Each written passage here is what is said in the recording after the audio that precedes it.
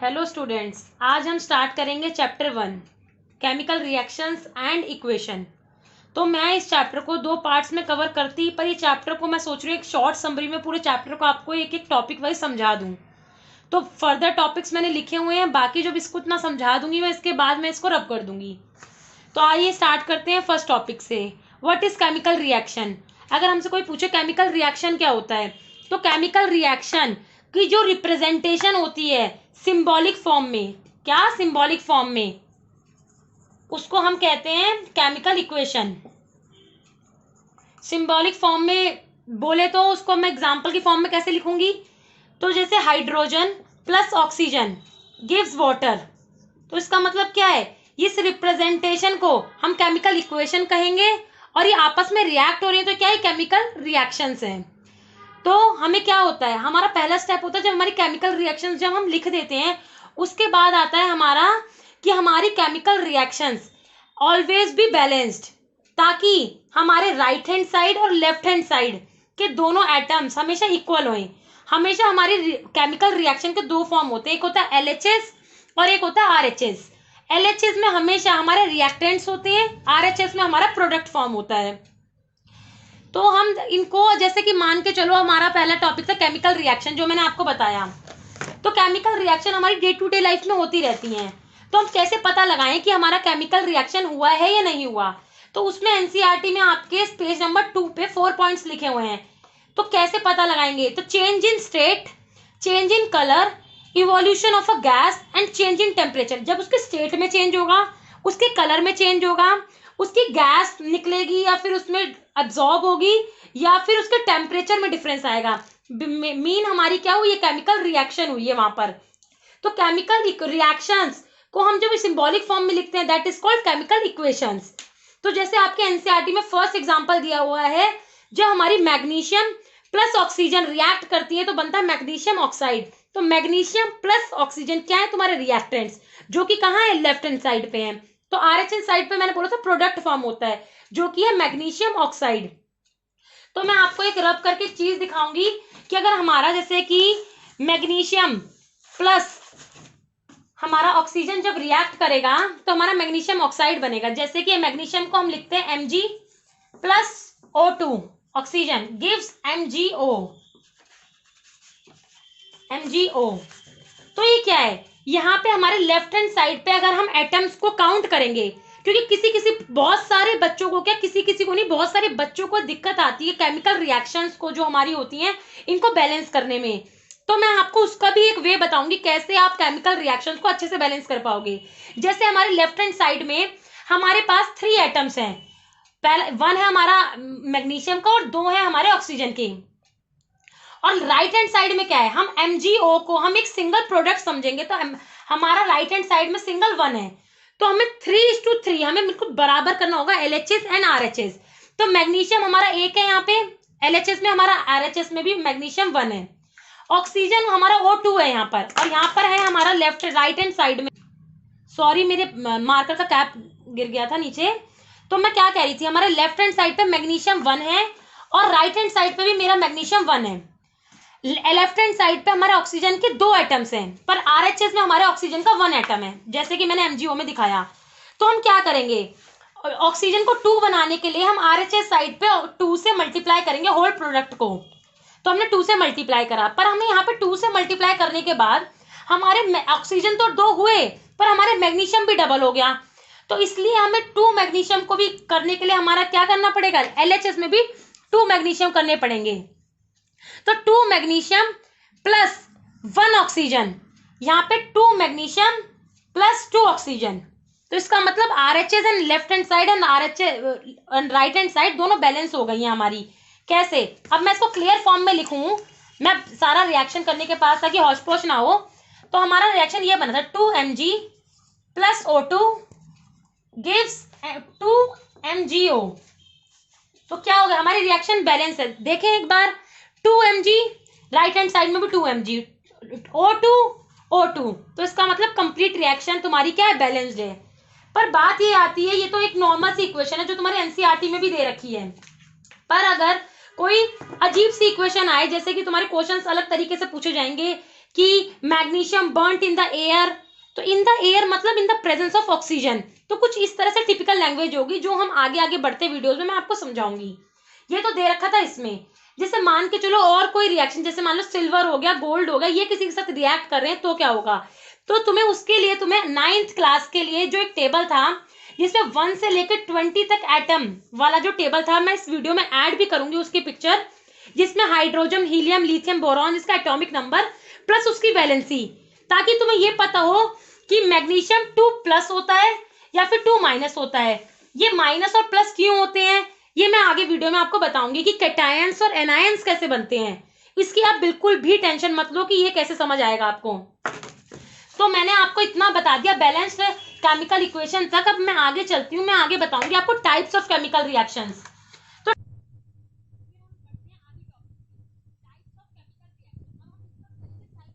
Reaction अब तक हमने क्या देखा था, केमिकल रिएक्शंस क्या होती है, केमिकल इक्वेशन क्या होती है, बैलेंस्ड केमिकल रिएक्शंस क्या होती हैं। फिर फर्दर हम आगे बढ़ रहे हैं टाइप्स ऑफ केमिकल रिएक्शंस पे। आपको भी जैसे मैं पढ़ा रही हूँ टॉपिक्स को, उसी तरह से एक एक टॉपिक को समझना है, क्योंकि नोट्स बहुत सारे अवेलेबल हैं। अगर तुम्हारी बेसिक अंडरस्टैंडिंग क्लियर है ताकि तुम किसी भी क्वेश्चन से डील कर पाओगे जल्दी से। तो हम स्टार्ट करते हैं टाइप्स ऑफ केमिकल रिएक्शन। तो पहला है कॉम्बिनेशन रिएक्शन, ऐसा जैसे मैंने आपको यहाँ पे दिखा रखा है। तो कॉम्बिनेशन रिएक्शन में क्या होता है, जब हमारे दो या दो से ज्यादा रिएक्टेंट कंबाइन करें और मिलकर तुम्हें एक प्रोडक्ट दें। जैसे कि तुम्हारी एनसीईआरटी की बात करते हैं तो वहां पे केमिकल रिएक्शन है जो कि है calcium oxide CaO reacts with waters, give calcium and heat, calcium hydroxide and heat plus heat। Heat क्या है, वो तो तुम्हारा ये मैंने बोला क्या था कि केमिकल रिएक्शन में इवोल्यूशन ऑफ गैस भी होगा सब कुछ। तो हीट तो हमेशा कोई भी केमिकल रिएक्शन होती है तुम्हारी निकलती है बाय प्रोडक्ट की तरह। अगर तुम्हें कभी भी कहीं समझ ना आए तुम एज अ हीट को तुम लिख सकते हो। अब इसमें क्या है, तुम्हारे LHS में 2 रिएक्टेंट्स है केमिकल, ये calcium oxide CaO and water H2O। तो इससे क्या मिला तुम्हें, एक प्रोडक्ट मिला कैल्शियम हाइड्रोक्साइड। 2 या 2 से ज्यादा रिएक्टेंट्स जब कंबाइन करते हैं, रिएक्टेंट्स कंबाइन करके एक प्रोडक्ट देते हैं, उसको क्या बोलते हैं हम उसको बोलते हैं कॉम्बिनेशन रिएक्शन। तो कॉम्बिनेशन रिएक्शन का यही है, तुम्हारी बुक में एक एग्जांपल दे रखा है, उससे तुम बहुत अच्छे से तुम इस बात को समझ सकते हो। क्योंकि अभी मैं शॉर्ट में बता रही हूँ, फिर मैं एक वीडियो इसके बाद एक नेक्स्ट लेके आऊंगी जिसमें सिर्फ रिएक्शन को बैलेंस करना और अलग से रिएक्शंस को समझाऊंगी। अभी मैं ओवर थ्रू जा रही हूँ चैप्टर के। सेकेंड है तुम्हारी डीकॉम्पोजिशन रिएक्शन।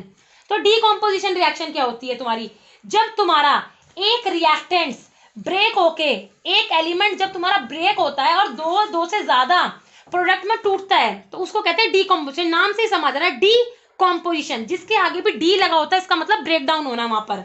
जैसे कि ferrous sulphate FeSO4 in the presence of heat, क्योंकि कोई भी एलिमेंट अगर टूटेगा तो उसको हीट की जरूरत पड़ती है, तो बनेगा तुम्हारा ferric oxide Fe2O3 plus SO2 plus SO3, sulphur dioxide and sulphur trioxide, ये तुम्हारा बन गया एज अ गैसियस फॉर्म में। तो इसमें क्या है, LHS में क्या था तुम्हारा सिर्फ एक रिएक्टेंट एक एलिमेंट, पर RHS में क्या है तुम्हारे 3 एलिमेंट्स, मतलब कोई एक reaction in the presence of heat टूट रही है, तो that is called decomposition reaction.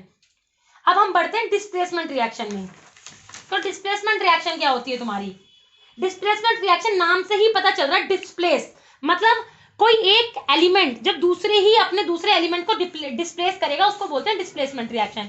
तो हमें ये कैसे पता चलेगा कि डिस्प्लेसमेंट रिएक्शन में कौन सा एलिमेंट कौन से वाले एलिमेंट को डिस्प्लेस करेगा, तो उसके लिए भी मैं फर्दर यही बोलूंगी, एक 9th क्लास का वो वाला जो टेबल था तुम्हारा एटम्स वाला, जो वैलेंसी और एटॉमिक नंबर था, उसको प्लीज गाइस प्लीज स्टूडेंट्स उसको अच्छे से उसको रिवाइज करना, जिसमें ताकि उसका एटॉमिक नंबर वगैरह सब कुछ लिखेगा, ताकि तुम्हें ये पता चल जाए जो उस टेबल में ऊपर आता है वो ज्यादा वो स्ट्रांग होता है और नीचे जो होते हैं एलिमेंट्स वो वीक होते हैं। क्योंकि अगर हम ऊपर से नीचे चले तो डिक्रीज हो जाती है क्या, रिएक्टिविटी। जितने हम नीचे आएंगे किसमें, उसकी लाइन में, जैसे हाइड्रोजन हीलियम, तो helium as compare to hydrogen weak है, बिकॉज जितना नीचे आएंगे हम उस टेबल में नीचे वाले एलिमेंट्स वीक होते जाते हैं, ऊपर वाले स्ट्रांग होते जाते हैं। तुम्हारे पेपर में क्वेश्चन भी फॉर्म हो सकता है कि इतने सारे एलिमेंट्स को उनके ऑर्डर के रिएक्टिविटी ऑर्डर में लगाओ, तो रिएक्टिविटी ऑर्डर में कौन सा बच्चा लगा पाएगा उसको, जिसको ये पता होगा कौन सा एलिमेंट कितना स्ट्रांग है और कौन सा एलिमेंट वीक है। तो ये तो बात थी हमारी किसकी, उसकी डिस्प्लेसमेंट रिएक्शन की, उसकी कि डिस्प्लेस कौन किसको करेगा। ये बच्चों के दिमाग में थोड़ा सा डाउट होता है। तो हम डिस्प्लेसमेंट रिएक्शन का जैसे कि हम एक एग्जांपल लेते हैं, iron plus copper sulphate CuSO4 gives FeSO4 plus Cu। तो इसमें हमने क्या देखा, एक आयरन कॉपर सल्फेट के साथ रिएक्ट करा, जिसका कॉपर का सिंबल होता है Cu और सल्फेट का होता है SO4। इसके साथ रिएक्ट करके आयरन ने कॉपर को डिस्प्लेस कर दिया। इसका मतलब क्या है, आयरन की रिएक्टिविटी जो है वो कॉपर से ज्यादा है, तो इसलिए इसने आयरन ने कॉपर की जगह से कॉपर को हटाकर खुद आ गया, तो FeSO4 बन गया और कॉपर अलग से हमारा रह गया सॉलिड फॉर्म में। तो इसीलिए हम बोलते हैं कि रिएक्टिविटी सीरीज का पता होना बहुत जरूरी है, नहीं तो तुम्हें पता ही नहीं होगा कि आयरन इसके साथ जाएगा या नहीं जाएगा। किसी रिएक्शन में तो एग्जामिनर तुम्हें इस तरह से बेवकूफ बना सकता है कि जो ये वाला होगा वो ऑलरेडी वीक होगा, इसका मतलब वो डिस्प्लेस ही नहीं कर रहा उसको।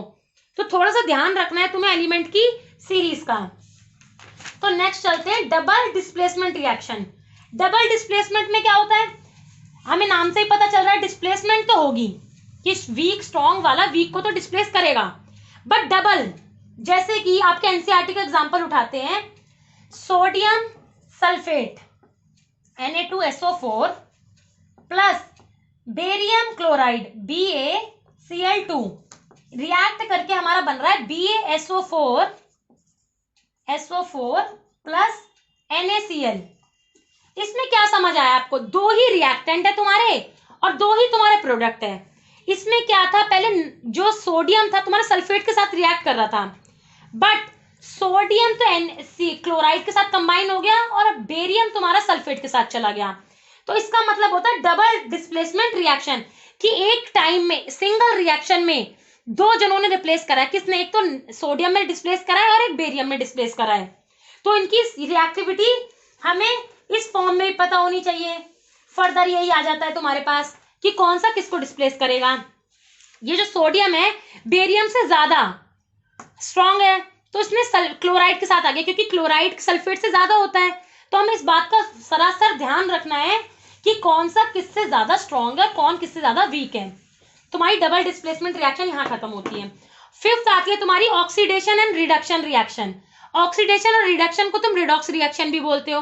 रिडॉक्स क्यों, क्योंकि एक इसमें हमेशा एक रिएक्शन में एक चीज तुम्हें याद रखनी है, हमेशा बच्चे इसमें कंफ्यूज करते हैं कि सेम टाइम पे एक एलिमेंट ऑक्सीडाइज्ड होगा और एक एलिमेंट रिड्यूस्ड होगा। जैसे कि हम एक बात करते हैं एक रिएक्शन की, जैसे कि copper oxide plus hydrogen gives copper plus water. इसमें क्या है, कॉपर के साथ ऑक्सीजन था, तो मतलब यहाँ पे लेफ्ट हैंड साइड में कॉपर ऑक्सीडाइज्ड है because copper contains oxygen. But जब ये रिएक्ट करते हैं आपस में in the form of heat, तो क्या होता है, कॉपर अलग हो जाता है एंड वाटर अलग हो जाता है। तो इसका मतलब कॉपर यहाँ पे क्या है, कॉपर यहाँ पे रिड्यूस्ड हुआ है और हाइड्रोजन यहाँ पे ऑक्सीडाइज्ड हुआ है। सेम एज इट इज तुम्हारी बुक में लाइन लिखी है कि अगर कोई सब्सटेंस ऑक्सीजन को गेन करता है रिएक्शन के थ्रू, तो वो ऑक्सीडाइज्ड है और दूसरा क्या है, रिड्यूस्ड है। तो हम इसी को कहते हैं ऑक्सीडेशन रिडक्शन रिएक्शन। तो तुम्हारी ये बेसिक रिएक्शन थी जो कि मैंने तुम्हें एक शॉर्ट ओवरव्यू में समझा दी। अब हम इसके बाद रिएक्शंस के बाद अब हम फर्दर मूव करते हैं अपने नेक्स्ट टॉपिक्स पे, जो कि लास्ट भी कह सकते हो और मुझे छोटे छोटे कुछ वर्ड्स डिफाइन कर। चलो हम स्टूडेंट्स लास्ट के कुछ टॉपिक्स को डिस्कस करेंगे और कुछ छोटे छोटे वर्ड्स हैं जो कि आपको चैप्टर्स पढ़ते वक्त समझ में नहीं आएंगे, तो मैंने उन वर्ड्स को नीचे लिख लिया, लास्ट में मैं इनको बताऊंगी। तो कोरोजन और रेंसिडिटी क्या होता है, इसमें पक्का 2 नंबर का क्वेश्चन पेपर में आता ही आता है।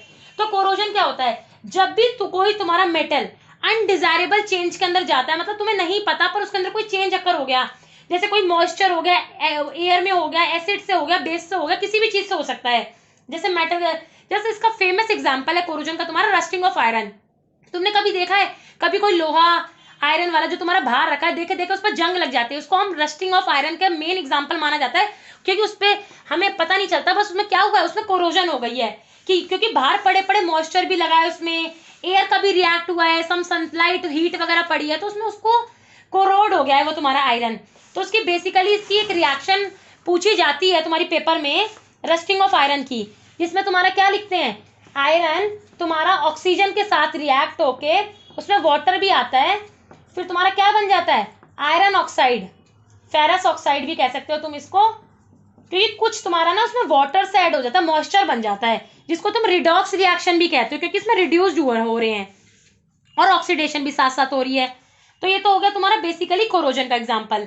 और हम अगर बात करें तो रेंसिडिटी क्या होती है, तो रेंसिडिटी क्या होती है, जब तुम्हारा कोई ऑयल कंटेनिंग फूड आइटम, जैसे कि तुम्हारे पिकल्स ले लो, जैसे कोई तुम्हारी चिलीज होती है जिसमें तुम ऑयल्स का यूज करते हो, ऑयल्स का और फैटी एसिड्स का, जिसमें तुम्हारा उसके अंदर कोई चेंज आ जाए, जैसे उसका टेस्ट बदल जाए, उसमें कोई फंगस लग जाए, मतलब उसमें बैड स्मेल आने लग जाए, तो तुम्हारा वो रेंसिडिटी होता है। तो अगर हमारे पास अगर ये दो प्रॉब्लम्स है तो पक्का इनके सॉल्यूशंस भी होंगे, जो कि मैं अब आपको बताने वाली हूँ कि इनके सॉल्यूशंस क्या होंगे इनके प्रिवेंट करने का। अगर कोरोजन को, जैसे मान लो आपको आयरन को अपना रस्ट होने से बचाना है, तो आप क्या करोगे, उस पर पेंट कर दोगे, क्योंकि पेंट क्या करेगा, तुम्हारा एक एज अ बीच में एक लेयर का काम करेगा, ताकि तुम्हारा आयरन डायरेक्टली रस्ट नहीं हो पाएगा।